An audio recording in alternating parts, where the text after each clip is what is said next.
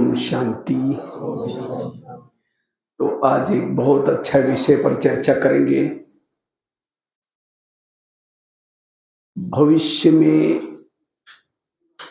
ऊंच पद का आधार और वर्तमान समय अखंड सुख शांति का आधार स्वराज्य अधिकारी स्थिति। सभी ने अभी बाबा की मुरली सुनी होगी, अव्यक्त मुरली, सीजन का पहला ग्रुप। क्योंकि मधुवन में जो मुरली चलती है और खास जो सीजन में मुरली चलती है उसका बहुत बड़ा महत्व होता है। क्योंकि मधुवन में जो मुरली चलती है, भले बाबा गुलजार दादी के तन में अभी नहीं आता, लेकिन फिर भी मधुवन में जो मुरली चलती है, जैसे स्कूलों में परीक्षाएं नजदीक आती हैं तो टीचर बरकर के पढ़ाता नहीं है, क्या करता है, जो पढ़ाया है, जो परीक्षा में आने वाला है, जो इम्पोर्टेंट है, उसको क्या करता है, रिवाइज करता है। इसी तरह अभी बाबा भले साकार में वहां नहीं आ रहे, लेकिन तो भी मुरलियां रिवाइज हो रहे हैं। और रिवाइज भले कोई भी निमित्त आत्मा बन करके उस मुरलियों को निकालता है, वो निकालता है जो महत्व की बातें। और बच्चे जैसे जब बच्चों को होमवर्क दिया जाता है स्कूलों में, इसी तरह बाबा भी हमें ये 15 दिन के लिए होमवर्क दिया है। अगले 15 तारीख को अभी मुरली चलेगी, उसके बाद 30 तारीख को चलेगी। 30 तारीख शायद आप लोगों का टर्न है, आप लोग जाने वाले। तो जब 15 दिन के बाद जो मुरली चलेगी, हमें वही पुरुषार्थ करना है। 15 दिन हमारे कानों में वो सुनी मुरली गूंजनी चाहिए और वो हमें करना है, केवल सुनना नहीं है। 15 दिन तक रोज की मुरली तो चलती है, वो भी करना है, लेकिन साथ में जो 15 दिन की जो मुरलियां हैं बहुत महत्व की है। तो अभी जो बाबा की मुरली चली, बाबा ने टाइटल दिया राज दुलारे बच्चे। क्योंकि मैंने सुना था उसी दिन आप लोग भी यहां इकट्ठे होकर के सुनते हैं, और बाबा ने कहा बच्चों को तीन क्या दिए हैं, 3 सिंहासन दिए हैं। कौन सा? एक है भ्रुकुटी का सिंहासन, दूसरा है बाप दादा का दिल का तख्त। 3 तख्त है, भ्रुकुटी का तख्त, दूसरा है बाबा का दिल तख्त, और तीसरा है भविष्य के राजा का तख्त। और मुख्य हम यहां क्यों आते हैं, ब्रह्मा कुमारीज में क्यों आते हैं? हम सभी को भविष्य की राजाई मिलने वाली। तो राजाई किनको मिलेगी? 3 तख्त है। जिन्होंने परमात्मा का दिल तख्त पर बैठेगा उसको भविष्य का तख्त मिलेगा। लेकिन परमात्मा किसको पसंद करेगा? जो मधुवन में रहते हैं उनको, जो दिखने में पैसा दान करते हैं उनको। बाबा का तख्त प्राप्त करने का एक ही आधार है, जिन्होंने अपने भ्रुकुटी के तख्त पर बैठते हैं, अर्थात निरंतर आत्मिक स्वरूप में टिकते हैं, वही बच्चे बाबा को पसंद है। क्योंकि आत्मिक स्वरूप में रहने वालों से कभी भी भूले नहीं होती। तो भविष्य के राजा का तख्त का आधार क्या हुआ? भ्रुकुटी का तख्त। लेकिन भ्रुकुटी में कौन बैठ सकता है? जिन्होंने अपने इंद्रियों पर शासन किया, जिसकी हर इंद्रिया कंट्रोल में है, वही भ्रुकुटी में तख्त में बैठेगा। और जो भ्रुकुटी में तख्त पर बैठेगा उसको बाबा का तख्त मिलेगा, जिसको बाबा का तख्त मिलेगा उसको। इसीलिए रोज की मुरली में बाबा कहते बच्चे आत्मा समझो, बच्चे आत्मा भी। कल की मुरली में भी था, मुख्य लेसन आत्मा का पाठ पक्का करो। कौन कर सकता है? जिसका इंद्रियों पर शासन, माना जिन्होंने स्वराज्य अधिकारी बना, अपने इंद्रियों पर शासन किया, उसको भविष्य की राजाई मिलेगी। बाबा ने ये नहीं मुरली में कहा कि जो मधुवन में रहते हैं वो राजा बनेंगे। जिन्होंने केवल मम्मा बाबा को देखा है वही राजा बनेंगे। जो बहुत साल से ज्ञान में चलते वो राजा बनेंगे। आप तो बहुत साल से चले नहीं, मम्मा बाबा को तो देखा नहीं, समर्पित भी नहीं है, तो बाबा ने वो फार्मूला, तो पार्सलिटी हो जाएगी ना फिर। तो बाबा ने वो फार्मूला नहीं रखा, भले अभी ज्ञान में आए हैं, भले गृहस्थी में रहते हैं, भाई कहां भी रहते हैं दुनिया में, जिन्होंने इंद्रियों पर शासन किया वो क्या बनेंगे? राजा बनेंगे। तो आप लोग कौन कौन राजा बनने वाले? हाथ खड़ा करो, ऊंचे ऊंचे हाथ खड़ा करो। अच्छा, सबको राजा बनना है, बहुत अच्छा, ताली तो बजाओ। और कल की भी बाबा की मुरली थी, मैं राजस्थान, रूहानी राजस्थान बनाने के लिए आया हूं, राजाओं का राजा बनाने के लिए आया हूं। तो राजा कौन बन सकता है? जिसका इंद्रियों पर शासन है। तो सभी का इंद्रियों पर शासन है इंद्रिय पर शासन। राजा बनने के लिए हाथ खड़ा किया, मन को कहा ये मन तुम परमधाम में जाना आधा घंटा, मन मार्केट में लेके जाता है। राजा कैसे बनेंगे? योग में बैठे हैं, आंखें बंद हो जाती है और मोबाइल देखते हैं, रात को 12-1 बजे बंद नहीं होती, टक टक करके देखती रहती। तो राजा कैसे बनेंगे? तो राजा बनने के आधार है अपने इंद्रियों पर शासन करना। और जिनका इंद्रियों पर शासन है उसको भविष्य के अखंड राज्य भाग्य की प्राप्ति होगी। अखंड मतलब सतयुग पहले जन्म से लेकर के 21 जन्म तक राजा बनेंगे वो। 21 जन्म तो क्या, द्वापारिक में भी राजा बनेंगे, कलयुग में भी राजा बनेंगे। कौन? जिन्होंने संगम युग में अपने इंद्रियों पर शासन किया है, स्वराज्य अधिकारी। तो बाबा ने इस मुरली में पूरा विश्लेषण किया। तो चेक करो, भविष्य के राजा का आधार क्या है? एक धर्म है, एक धारणा है, एक राज्य है।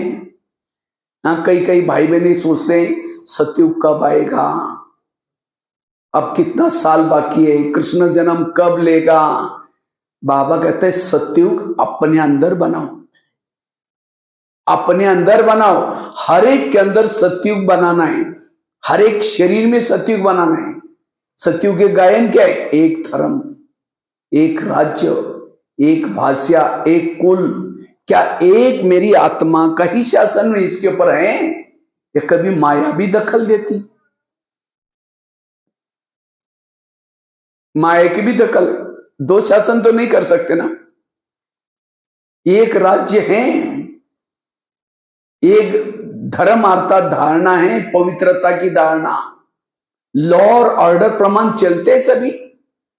मन को ऑर्डर किया आपके परम धाम में जाना, मन मार्केट में लेके गया, ऑर्डर नहीं मानी, वो राजा कैसे बनेगा?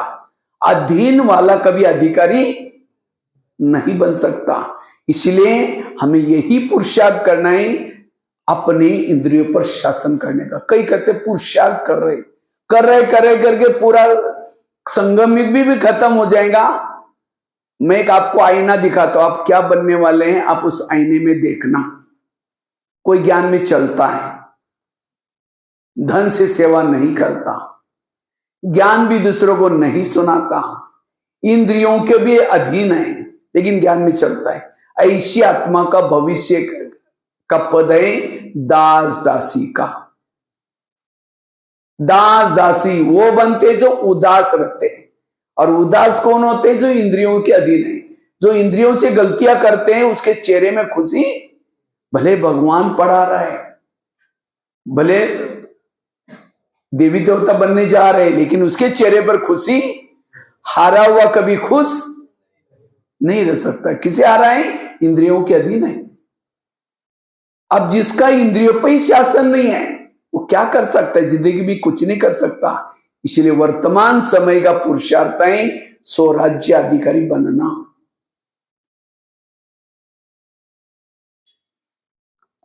हाथ तो आपका है ना, मुख आपका है ना, आंखें आपकी है ना। जब आपकी आपके वश में नहीं है तो आप क्या कर सकते हैं? इसलिए सारे गीता का सार, सारे शास्त्रों का सार, सारे मुरलियों का सार, हे अर्जुन तुम अपने घोड़े के लगाम अपने हाथ में रखो। अब जिसकी घोड़े की लगाम ही हाथ में नहीं है, घोड़े उसको गिरा रहे हैं, उसके जीवन में सुख शांति नहीं है। सुख शांति का आधार है इंद्रियों पर शासन करना। आज कहते हैं इसके कारण मैं दुखी हूं, इसके किसी के कारण नहीं, आपकी इंद्रियों के कारण आप दुखी है। इसीलिए स्वराज्य अधिकारी बनो।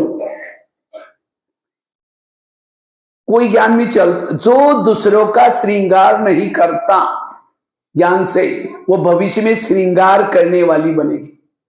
दासियां क्या करती हैं? श्रृंगार कराते हैं।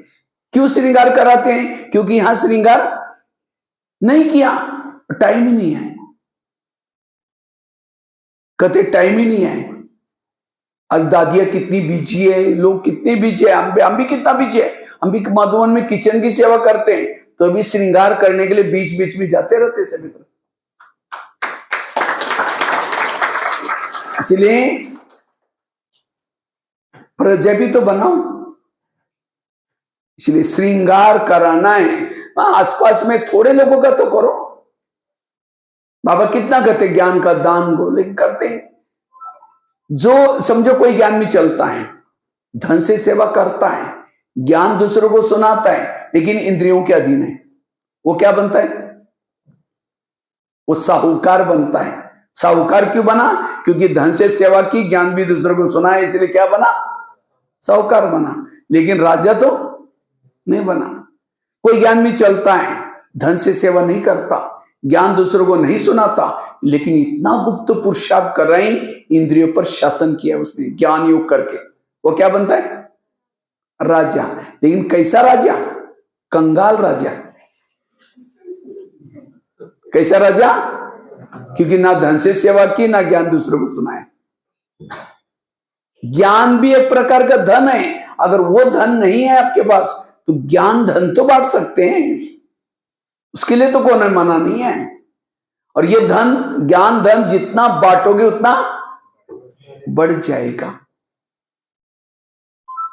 कोई ज्ञान में चलता है, धन से सेवा करता है, ज्ञान दूसरों को सुनाता है, इंद्रिय पर शासन है, वह संपन्न राजा। तो चेक करो आपकी गाड़ी कौन से ट्रैक पर चल रही है, चेक करो। मैं दासी वाली लाइन में हूं, साहूकार के लाइन में हूं, कंगाल राजे के लाइन में हूं, या संपन्न राजे के कहां हूं? चेक करो। मुकड़ा देख ले प्राणी, इसी के आधार से भविष्य के राजा है।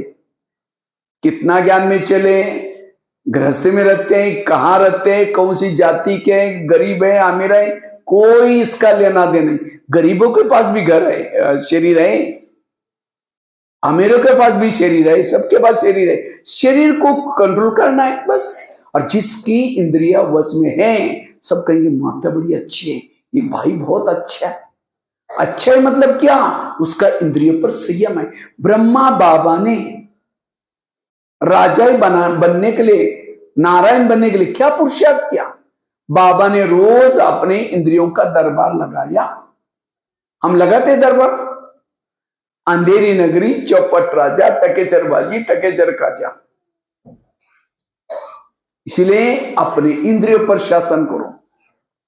जिसको ही बाबा दूसरे शब्द में कहता है, बच्चे चैरिटी बिगेन एट होम, तुम अपने घर को सुधारो। कई तो कहते हैं हमारे घर में कोई ज्ञान चलते नहीं, तो कैसे सुधार? वो घर की बात नहीं, ये घर, ये शरीर को ठीक करो। अपने शरीर के अंदर जो रहने वाले उनको ज्ञान में चलाओ। तो कान ज्ञान में चलता है?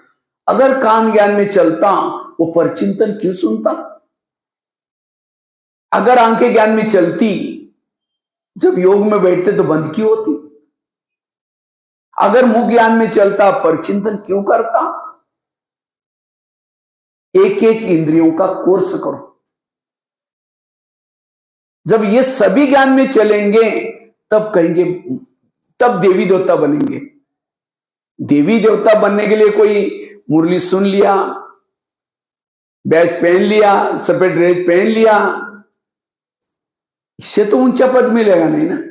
जिसको ही बाबा और एक शब्द में कहते हैं, बच्चे सो परिवर्तन करो। सो परिवर्तन मतलब बैच पहनना सफेद, ये नहीं। सो परिवर्तन मतलब हर इंद्रियों को श्रीमत प्रमाण चलाना, ये है सो परिवर्तन। और जिसने सो परिवर्तन किया, विश्व अपने आप परिवर्तन हो जाएगा। वो खड़ा भी है, उसे सेवा हो जाएगी। वो रास्ते में चल रहे हैं, उसे सेवा हो जाएगी। जिसका इंद्रियों पर शासन है, उसके इर्द गिर्द में गुण और शक्तियां रहेंगी। उसके बाद सहन शक्ति, उसके बाद धैर्यता, सत्यता, सारे गुण आएंगे। कब? जिसका इंद्रिय पर शासन है। आज कई भाई बहनों की समस्या है। क्या समस्या है? मेरा योगी नहीं लगता। और क्या समस्या है? मेरे संस्कार ही नहीं बदलते, मेरे के साथ किसी के साथ बनती नहीं। सबका कारण है अपनी इंद्रियों की अधीनता। इसीलिए स्वराज्य अधिकारी बनना ये सीजन की पहली मुरली। और तब आपको भविष्य में अखंड राज्य की प्राप्ति करना है, अखंड सुख शांति की अनुभूति करना है, निर्विघ्न बनना है। इंद्रियों पर शासन करो, स्वराज्य अधिकारी बनो। आजकल कई माता भाई बहनें इतनी बिजी हैं, मेरा बच्चा कहां जाता है, किसके संग में जाता है, क्या देखता है, क्या सुनता है, देखने का पूछने का टाइम ही नहीं है। जब बच्चा गलत काम करता हूं, क्या आंखें खुल जाते, बच्चे ने ऐसे गलत काम कैसे किया। इसी तरह आज हम अपने आप में इतना बिजी हैं, मेरी आंखें क्या देखते हैं, मेरा मुंह क्या बोलता है, मेरा मन क्या सोचता है, देखने का पूछने का टाइम ही नहीं है। और इसीलिए आज हमारे जीवन में प्रॉब्लम, समस्या है। इसीलिए स्वराज्य अधिकारी का पुरुषार्थ। अंधेरी नगरी, चौपट राजा, टकेसर बाजी, टकेसर खाजा। इसीलिए स्वराज्य अधिकारी बनना, कितना साल भी ज्ञान में चलते हैं, उसका कोई लेना देना नहीं। ब्रह्मा बाबा सबके प्रिय क्यों बने? ब्रह्मा बाबा का इंद्रियों पर शासन था। इसलिए स्वराज्य अधिकारी बनना, इसकी जब स्वराज्य अधिकारी बनना। जैसे भारत में अंग्रेज आए, भारत में क्यों आए थे? क्यों आए? पढ़ाई किया ना स्कूलों में सब सुनाते थे। वो भारत में अंग्रेज आए, भारत में नवाब थे। बंगाल का नवाब, बिहार का नवाब, सूरत का नवाब अंग्रेज भारत में थे। तो अंग्रेज आए, दोस्ती उनके साथ की, नवाबों के साथ दोस्ती करते करते हम आपको ये बनाएंगे करके करते क्या क्या दिल्ली के ऊपर अटैक किया, और भारत क्या हो गया? गुलाम हो गया। इसी तरह ये शरीर भी हमारे एक इंडिया है, और इसकी राजधानी क्या है? यहाँ राजा रहता है। तो शरीर भी इंडिया में कई नवाब है। कौन से? कान, मुंह, आंखें, मन, बुद्धि, अपना अपना शासन है, किसी का मानते नहीं है। तो माया रूपी अंग्रेज आते हैं, काम क्रोध आते हैं, दोस्ती किसे करते हैं? इन नवाबों के साथ। पर चिंतन सुनेंगे, वहां से घुसा, मुख से वर्णन करेगा, मुख के ऊपर, आंखों के ऊपर, मन के ऊपर, और फिर आत्मा के ऊपर अटैक किया। और इसीलिए अब हमारा शरीर रूपी देश गुलाम है। किसे गुलाम है? विकार उनके गुलाम है। और हमारा पुरुषार्थ और कुछ नहीं, जो अंग्रेज घुसे, विकार घुसे, उनको भगाना। जैसे पहले जमाने के राजे कहां रहते थे? किलों में रहते थे। अभी भी पुराने किले है ना, किले के कई दरवाजे रहते थे। कोई भी आता तो उसकी पूछताछ होती थी, कहां जा रहे, क्यों जा रहे। इसी तरह शरीर में हमारा किला है, इसके कई दरवाजे, कान, मुख, लेकिन उसके अंदर पूछने वाला, देखने वाला कोई नहीं है। और इसीलिए राजा की हालत गंभीर है। जो योग्य है वो नहीं सुनना, जो योग्य नहीं है वो ना देखना, ना सुनना, ना बोलना। यह है पुरुषार्थ। सो परिवर्तन करो। इस दुनिया पर भविष्य में शासन कौन करेगा? जिसने इसके ऊपर शासन किए। ये दुनिया का सैंपल, ये दुनिया है। जैसे इस दुनिया में तीन लोग है, शरीर में भी तीन लोग है, ये आत्म लोग। ये दुनिया में पांच तत्वों से बने, शरीर भी पांच तत्वों को बने। दुनिया में 70% पानी है, शरीर में भी 70% पानी है। दुनिया में 9.5 करोड़ लोग रहते हैं, शरीर में भी 9.5 करोड़ सेल्स है, जीवाणु है। तो जिसने इसके ऊपर शासन किया वो ऑटोमेटिकली क्या करेगा, ये इस दुनिया पर शासन करेगा। आज हम योग लगा रहे, पुरुषार्थ कर रहे, सेवा सब कर रहे हैं इसके ऊपर शासन करने के लिए। लेकिन आज हमारा शरीर पर शासन, जैसे प्रधानमंत्री दिल्ली में शांति में कब बैठेंगे, जब उसके पार्टी के हर व्यक्ति अच्छा काम करेगा, हर सांसद अच्छा काम करेगा। अगर एक ने कोई गलत काम किया उनकी नींद फिट जाएगी। इसी तरह आत्मा भ्रुकुटी में शांति में तब बैठता है जब हर इंद्रिया अपनी अपनी ड्यूटी एक्यूरेट करता है। मुख ने गलत बोल दिया, आत्मा की नींद फिट गई। कान ने गलत सुन लिया, आत्मा की नींद फिट गई। आंखों ने गलत देख लिया, आत्मा की नींद फिट गई। लेकिन हम कभी उनको पूछते ही नहीं भाई क्यों गलत देखा। ब्रह्मा बाबा रोज देखता था, कौन सी इंद्रिया धोखा देते उसको सजा देता था। लेकिन हम नहीं देखते। जो इंद्रियों पर शासन नहीं है वो कमजोर है। जैसे पाकिस्तान के बॉर्डर पर कोई सैनिक रहता है और कोई आतंकवादी आता है और कहता है ये 500 की नोटा का एक बोरा है, दो लो मुझे अंदर भेज दो इंडिया में। अब सैनिक कहेगा इतना बोरा तो कितनी भी सर्विस करूंगा नहीं मिलेगा। अब पैसा लेकर के उसको भेजेगा तो कितने लोगों को मारेगा वो। इसीलिए वो सैनिक को नोट प्रेमी नहीं, क्या बनने की जरूरत है, देश प्रेमी बनने की जरूरत है। इसी तरह आज हमारे बॉर्डर पर कान रहता है, वो अपनी ड्यूटी ठीक नहीं कर रहे हैं, आंखें ड्यूटी ठीक नहीं कर रहे हैं, और इसीलिए आज हमारे पुरुषार्थ में विघ्न आ रहे हैं। और हम कहते हैं उसके कारण हुआ, किसके कारण कुछ नहीं हुआ। समझो कोई गाली देता है, या समझो प्रधानमंत्री को किसी ने गाली देने वाला पत्र लिखा, वो पत्र कहां जाता है, कहां जाएगा, उसके पीए के पास। पीए पढ़ेगा, कहेगा क्या फालतू आदमी लिखता है, इतना अच्छा काम कर रहे हैं, इतना बुजुर्ग होते हुए भी, और उसके लिए ऐसे लिखता है, फाड़ के फेंक देगा। उनके तक नहीं पहुंचेगा ऐसे फालतू चीजें। इसी तरह आज हमें कोई गाली देता है, हमारा पीए कौन है, कान। तो फटाफट आत्मा तक पहुंचे तो हमको गाली दी, मन डिस्टर्ब हो गया, बुद्धि डिस्टर्ब हो गया, आगे सारी इंद्रियां डिस्टर्ब हो गई। और सवेरे की 4 पेज की मुरली सुनी थी, उसको कान नहीं बोलता, आज बाबा ने ऐसे बोला, उसको निकाल लेता है। मना कान मेरा हितैषी नहीं है।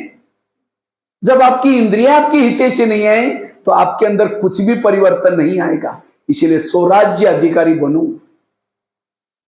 सभी कान आंखें खोल के सुन रहे ना, हाँ, किसी किसी की आंखें धोखा भी दे रहे, थोड़ी सी बंद हो रही। बंद आंखें तो मेरी होनी चाहिए, मैं तो ट्रैवलिंग करके इतना दूर से आया हूं। आप तो ट्रैवलिंग करके भी नहीं आए थे, रात में मस्त बेड पर सोए थे, तो भी आंखें बराबर, क्योंकि मैं आने के साथ साथ माया ने अपना भी सैनिक भेजा हुआ है। हाँ, मैं तो दिखाई पड़ रहा हूं, उसका सैनिक दिखाई नहीं पड़ता। वो कहते यार ये कहां से, ये माउंट आबू का भाई आया, अगर इनका हर एक के ऊपर शासन रहेगा तो मेरा राज्य जाएगा। तो वो आकर के आपके सामने गुपचुप में अदृश्य रूप में आलस और अलबेलपन की संजीवनी गुटी सुंगाती है, और आलस आएगा तो आंखें बंद। अब जिसकी आंखें बंद उसका कान भी, इसीलिए अलर्ट होकर के सुनो, जागते रहो, कहते ना जागते रहो। इसीलिए कोई बात अच्छी लगी ताली बजा सकते। ताली बजाने से मेरा उमंग नहीं बढ़ेगा, बाजू में कोई सो रहा है उठ जाएगा, क्योंकि इतनी राजाई प्राप्त होने वाला क्लास चल रहे हैं। राजाई कैसे हमें लेना है, राजाई का आधार है हर इंद्रिय एक्टिव होकर के सेवा करें। आज कर्ण असफल क्यों बना, कर्ण महाभारत में पांडवों से भी होशियार था, उसके रथ ने उसको धोखा दे दिया। इसी तरह आज अगर आपकी इंद्रिया कोई धोखा देते आप असफल हो जाएंगे। तो हर इंद्रिया आपकी एक्टिव चाहिए। तब आपके पुरुषार्थ में पुरुषार्थ कर सकेंगे। इसलिए स्वराज्य अधिकारी बनो, इंद्रियों पर शासन करो। जिसकी हर इंद्रिय एक्टिव है, अलर्ट है, वो है स्वराज्य। और संगम युग का स्वराज्य अधिकारी भविष्य का राज्य अधिकारी। मन को एक्टिव करो, बुद्धि को एक्टिव करो, मन को हर इंद्रियों पर एक्टिव करो रखो। तो भारत में अंग्रेज घुसे थे, उनको तो भगाया। तो हमारे शरीर में जो विकार रूपी अंग्रेज घुसे उनको भगाना है, तो हमें क्या करना है? उन्होंने कैसे भगाया? कैसे भगाया था? जालियनवाला बाग, नमक का सत्याग्रह, कुछ दांडी यात्रा और कुछ नारे बनाए। वंदे मातरम, वंदे मातरम नारा बोलने नहीं देते थे अंग्रेज लोग।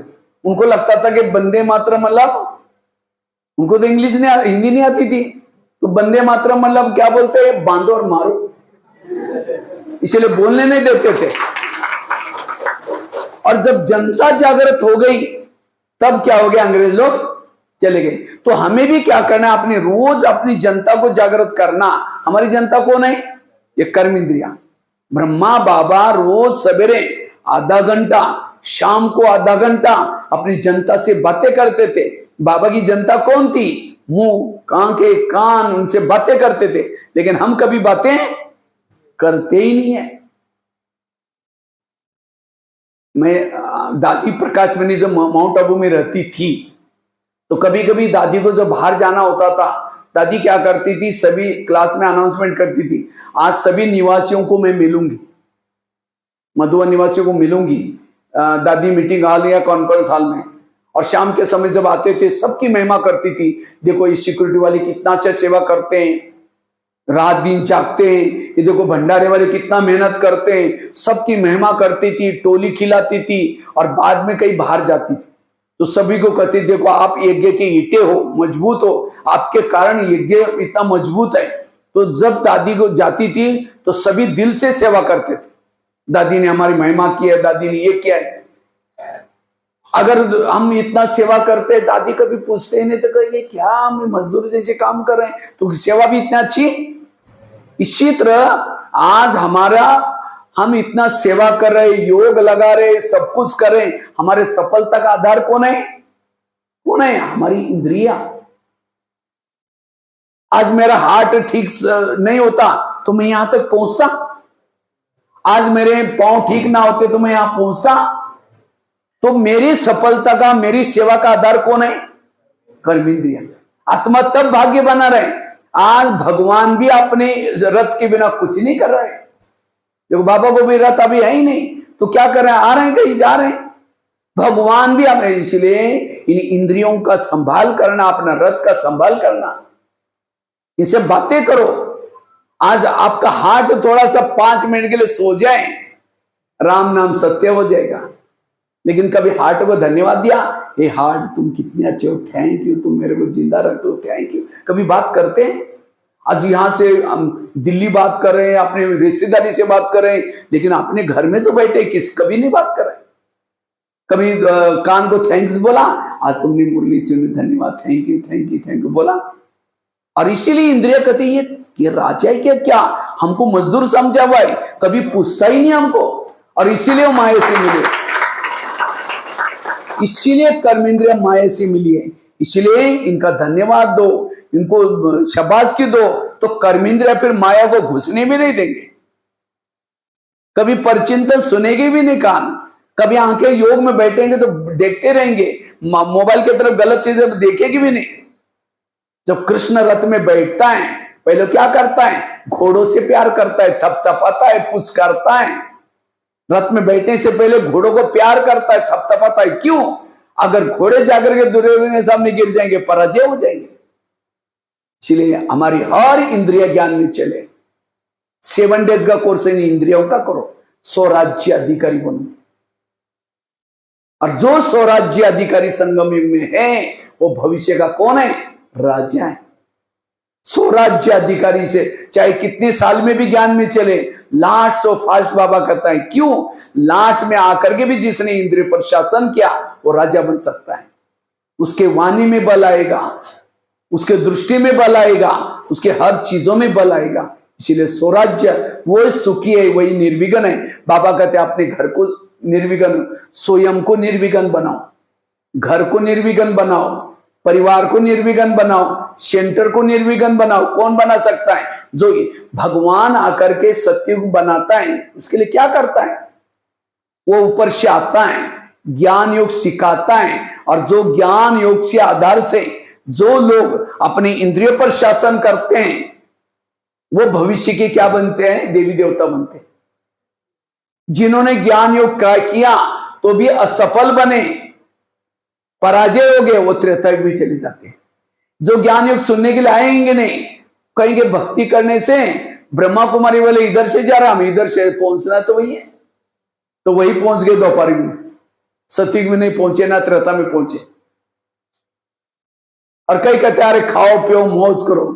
किसने देखा है सतयुग, त्रेता युग, द्वापर युग? खाओ पियो, वो सब कलयुग में पहुंच गए, कलयुग में पहुंच गए। इसलिए स्वराज्य। आज दुनिया में क्राइम हो रहे हैं, दुनिया में आज इतने अपराध हो रहे हैं, क्यों हो रहे हैं? उनका इंद्रियों पर शासन, हाथ में शासन ने थप्पड़ मार दी, मर्डर किया हाथ से, आत्मा को जेल हो गई, शरीर के सबको जेल में हो गए। एक ने गलती की, सबको भोगना पड़ रहा है। उस समय उसका हाथ कंट्रोल में होता तो वो बोले। इसलिए सारे अपराधों की जड़ें इंद्रिया। देवी देवता बनने के लिए और कुछ नहीं करना है, यहां आकर के ज्ञान योग के आधार से इंद्रियों पर शासन करना। तो हम अपने इंद्रियों पर शासन कैसे करें?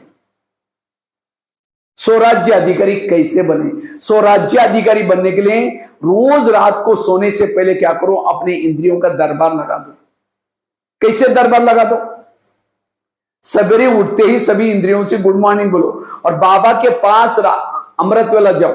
बाबा में दोस्त के रूप में मिला हुआ है, और दोस्त कहता है मैं तुमको राजाई दूंगा, तुम मेरे पास आ जाओ। तो बाबा के पास जाकर के योग लगा करके जब आएंगे, आते ही क्या करो? सभी कर्मेंद्रियों को गुड मॉर्निंग बोलो, और 4:45 से लेकर के 5 बजे तक या 10 मिनट 5 मिनट इंद्रियों से बात करो। कैसे करनी है?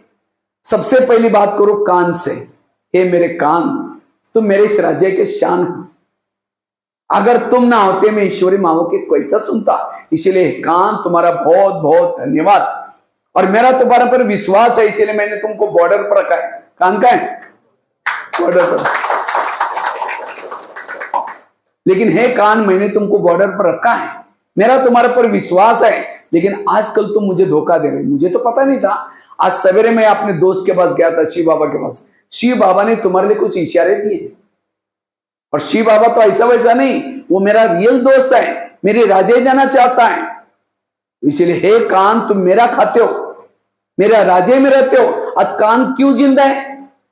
क्यों जिंदा है? आत्मा ने कमाया हुआ खून सप्लाई होता है। कान थोड़ा यहां डिस्टेंस में होता, शरीर से चिपका ना होता, जिंदा रहता हो तो खाता किसका? आत्मा का। धोखा किसको दे रहे हैं? आत्मा को धोखा दे रहे हैं। इसीलिए हे कान, जिसके थाली में खाना कर रहा है उसको छेद कर रहा है, आपको पता ही नहीं है। और आप दुश्मन किसको मानते हो? ये भाई दुश्मन है, ये बहन दुश्मन है। दुश्मन कोई नहीं, आपके कान ही दुश्मन बैठा है करने, उसको तो कभी पूछा नहीं। इसीलिए हे कान, आज तक जो हुआ कोई बात नहीं, लेकिन आज रात को सोते समय मैं चार्ट चेक करूंगा। अगर तुमने कुछ सारा दिन में व्यर्थ सुना है, मैं सजा दूंगा। और ये भी नहीं समझना कि मुझे कुछ पता ही नहीं चलता। आजकल शरीर पे किले के चारों तरफ से मैंने सीसी कैमरे का प्रबंध किया। आजकल ऑफिस में, घरों में क्या लगाते? तो हमारा सीसी कैमरा कौन सा? बुद्धि रूपी नेत्र। क्या गलत है, क्या राइट है, क्या रॉन्ग है, सब हमको पता है। तो मेरा कैमरा एक्टिव है, अगर तुमने कुछ गलत सुना मैं सजा दूंगा। आगे चलो मुख के पास। हे मुख, तुम भी मेरे इस राज्य के शान हो, अगर तुम ना होते मैं ईश्वरी मावक के दूसरों को कैसे सुनाता। लेकिन कभी कभी तुम परचिंतन करते हो, अपमान करते हो, जिसके कारण मेरा आत्मा भाई मेरे से रूठ जाता है, दुरिया बनाता है, मुझे बददुआई देता है। क्या मैंने तुम्हें किसी का अपमान करने के लिए रखा है?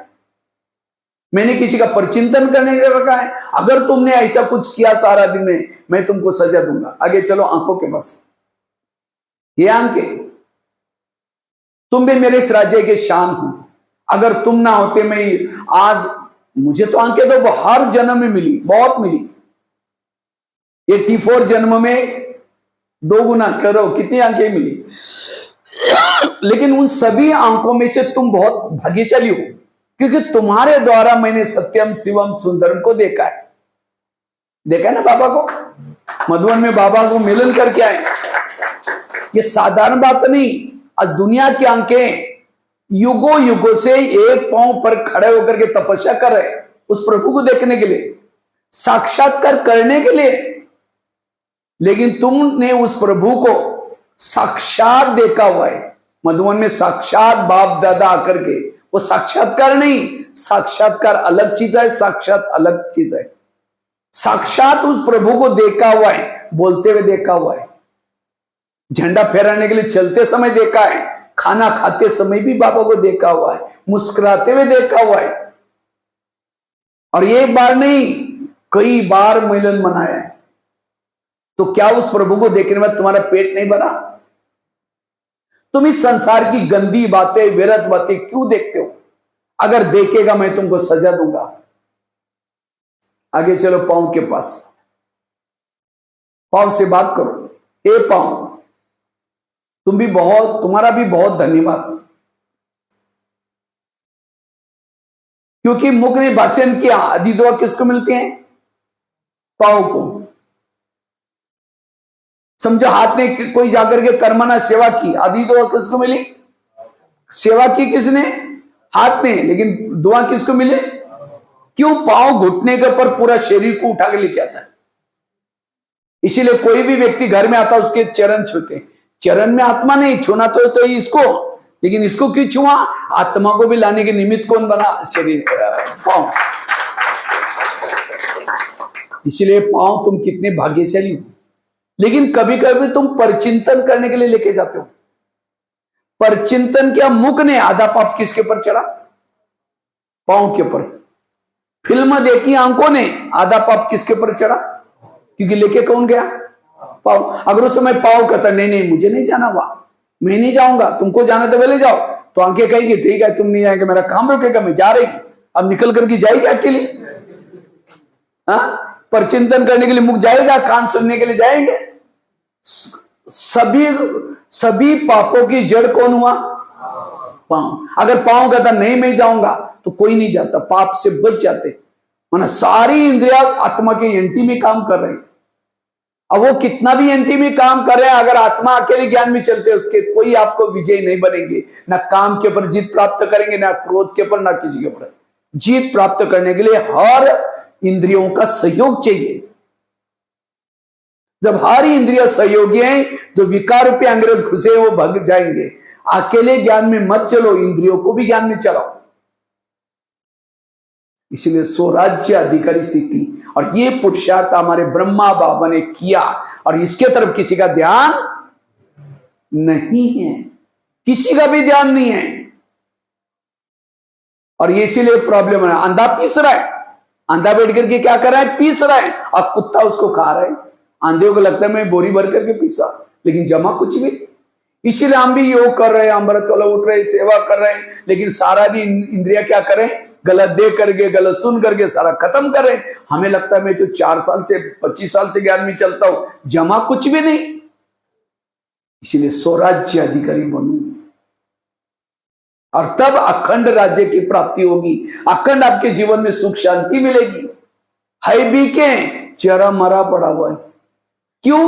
उसकी इंद्रिया उसके वश में नहीं है, इसलिए प्रॉब्लम आ रहा है।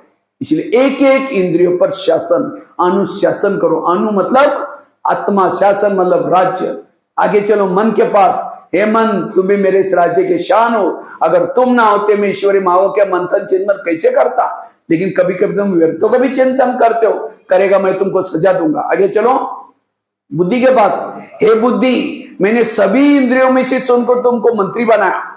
बुद्धि कौन सा मंत्री है?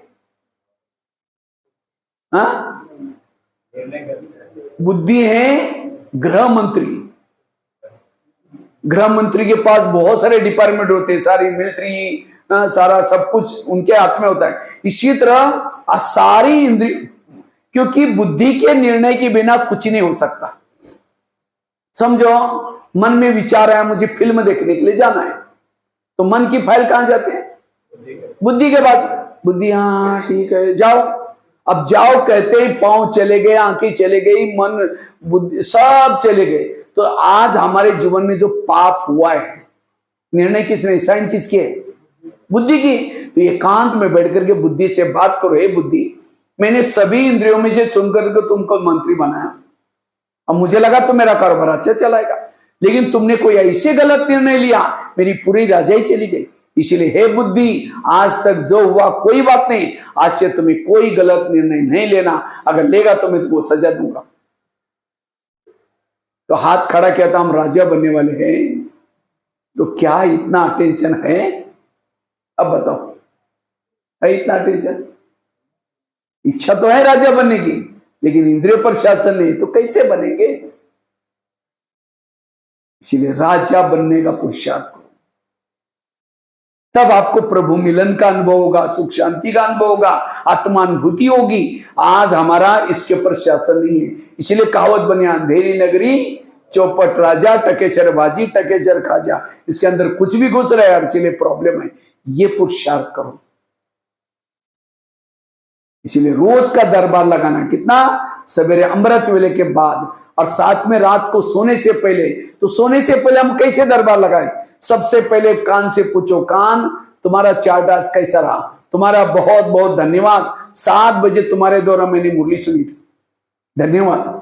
लेकिन 12-1 बजे को एक माता जी आई थी और किसी की व्यर्थ बातें सुना रही थी। हाँ वो बहन जी ऐसे है, वो भाई जी ऐसे है, मेरे पति ऐसा है, मेरा ये ऐसे है। तुमने बड़ा नजदीक जाकर सुना था, मैंने उस सीसी कैमरे में देखा हुआ है, बुद्धि रूपी सीसी कैमरे में। तो बताओ, तुमको सुनने के लिए मना किया था तो भी तुमने सुना, इसीलिए तुम्हारे लिए सजा। सजा मतलब कैंची लेकर के काट करके नहीं फेंको ना, सजा तो वो एक किया था ना, वो क्या नाम था उसका, सूरदास ने अपने आंखों को निकाल दिया, तो वो हमें नहीं करना। हमारी सजा अलौकिक है। तो कान को कौन सी सजा दो? दोबारा मुरली सुनाओ, क्योंकि जिस कान में ज्ञान कमी है उसने तो परचिंतन की बातें सुनी है, तो कान को कौन सी सजा दो? दोबारा मुरली सुनाओ, ताकि अक्ल आएगी, फिर दोबारा कभी परचिंतन नहीं सुनेगा। आगे चलो, फिर मुख के पास, मुख तुम्हारा चार्ट कैसा रहा? समझो कान ने दरवाजा खोला, अंदर दुश्मन को कर दिया, तो कम से कम तुमने तो अपना दरवाजा बंद रखना चाहिए था। तुमने उस सुनी हुई बातों को औरों के साथ शेयर किया, वो ऐसी है, उसने मुझे बोला है, ऐसी है, औरों को सुनाया, इसीलिए तुम्हारे लिए सजा कौन सी? कल के दिन तुम्हारा कारोबार बंद, मौन 1 दिन के लिए। तुमने उन बातों को, क्योंकि मैं 5-6 दरवाजे के अंदर बैठा हूं, मेरे तक पहुंचने के लिए अगर तुमने अपनी ड्यूटी ठीक करता, वापिस वहां से दुश्मन जाता, तुमने उसका वर्णन किया, औरों को सुनाया, इसीलिए तुम्हारे लिए कौन सी सजा? कल के दिन तुम्हारा कारोबार बंद, मौन। परसों फिर अपने अब अक्ल आएगी, नहीं तो फिर दूसरे दिन सजा मिलेगी। कितना सरल पुरुषार्थ है, कितना सरल है। लेकिन आज हम ना मुख को सजा देते हैं, दोष देते हैं, वो ऐसा है, वो है। अरे वो ऐसी वैसी बातें तुमने सुनी क्यों? तुम्हारे तक कैसी पहुंची? इसका मतलब गलती इसकी, गलती उसकी, गलती मन की, बुद्धि सब ने गलती कर दिया, इसीलिए वो परचिंतन की बातें। जो स्वराज्य अधिकारी, हर व्यक्ति उसको अच्छा दिखाई पड़ेगा, कोई भी गलत दिखाई नहीं पड़ेंगे। समझो सामने से कोई व्यक्ति आ रहे हैं, मन सोचता है ये व्यक्ति खराब है, इसने हमको धोखा दिया, उन्होंने ऐसा व्यवहार किया था, ऐसा किया था, मन सोचता है, और आत्मा चुपचाप सुनता है। तुरंत मन से बात करो, हे मन, जिसको भगवान कहता है मीठे बच्चे, और तुम उसके लिए बेकार करें, खबरदार अगर तुमने मेरे आत्मा भाई के लिए ऐसा बोला तो हर एक का पाठ अपना अपना है, उसको पाठ ऐसा मिला, वो बेकार नहीं है, बस तुरंत वही खत्म हो जाएगा। इस सूक्ष्म, ये है पुरुषार्थ, इसी से देवी देवता बनेंगे। नहीं तो जैसे भक्ति मार्ग में आ गए, ब्रह्मा कुमारी में मुरली सुन ली, मंदिर को छोड़कर यहां आए, फर्क क्या हुआ फिर? ये है स्टडी, ये है पहला लेसन। तो आज से आप क्या करेंगे? रोज अपना दरबार लगाएंगे, और जब दरबार लगाएंगे सब कुछ ठीक हो जाएगा। समय किसी को देखने का नहीं है, ये समय और क्या करने का नहीं है, समय है स्वराज्य अधिकारी बनने का। ये है गीता का ज्ञान। और जब ये गीता का ज्ञान हर आत्मा अपने इंद्रिय पर शासन करेगी, महाभारत चालू हो जाएगा। ये महाभारत बीच बीच में क्यों रुकता है? क्योंकि अभी तक कोई जैसे पर्दे के पीछे कोई तैयार होता है, पर्दा जब सारे तैयार होते हैं उस समय पर्दा हटाई जाता है, तो प्रत्यक्षता का पर्दा क्यों नहीं ये हो रहे हैं? क्योंकि अभी कोई लिपस्टिक कर रहा है, कोई क्या कर रहा है, कोई क्या कर रहा है। अभी किसी का कान टेढ़ा है, किसी का आंख टेढ़ा है, किसी का क्या टेढ़ा है। इसलिए स्वराज्य अधिकारी बनने का पुरुषार्थ है। और ये टोटल ये मुरली का ये चिंतन जो अभी चली मुरली, तो जरूर आप लोग भी ये पुरुषार्थ करो। इसी से आपके जीवन में परिवर्तन आएगा, आपकी वाणी में बल आएगा, आपकी दृष्टि में बल आएगा, आप शक्तिशाली बन सकेंगे। ठीक है। ओम शांति।